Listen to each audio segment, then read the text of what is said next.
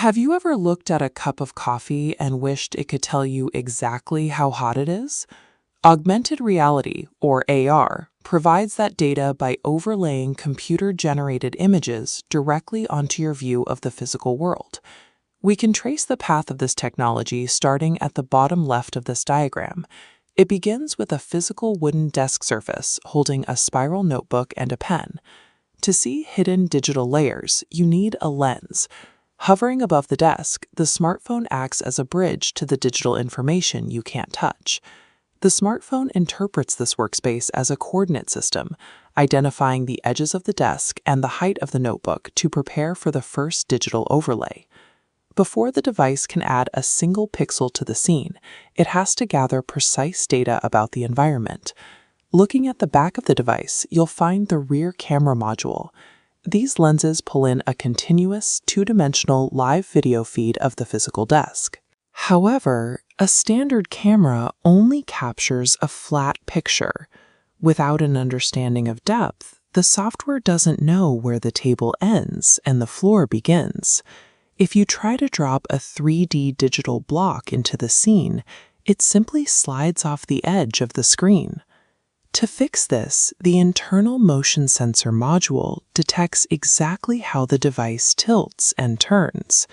Right next to it, the depth sensor module uses a scanner, represented by red dots, to calculate the exact physical distance from the lens down to the notebook. By combining the flat video feed with these depth and motion measurements, the phone successfully translates the physical room into a stream of raw spatial numbers. Those millions of numbers are instantly organized and analyzed by the hardware inside the phone. This task belongs to the AR/AI processor chip. This chip acts as the system's brain, ingesting the camera feed and the sensor data simultaneously. The processor uses this data to build a 3D wireframe of the room.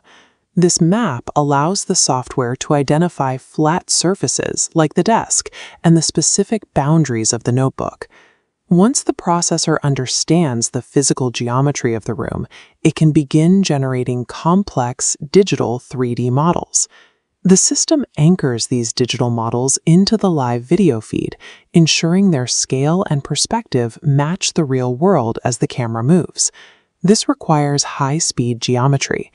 The system calculates the placement of digital pixels in physical space dozens of times every second to keep the graphics anchored. On the right side of our diagram, the display screen merges real-world video with digital objects. Notice the digital 3D Earth model hovering perfectly above the table. At the bottom, a glowing blue outline traces the physical notebook's edges. These overlays are interactive tools that display floating information anchored to specific objects. Look at the text note hovering above the paper. By attaching digital data to the notebook, AR turns a physical object into a dynamic interface for learning.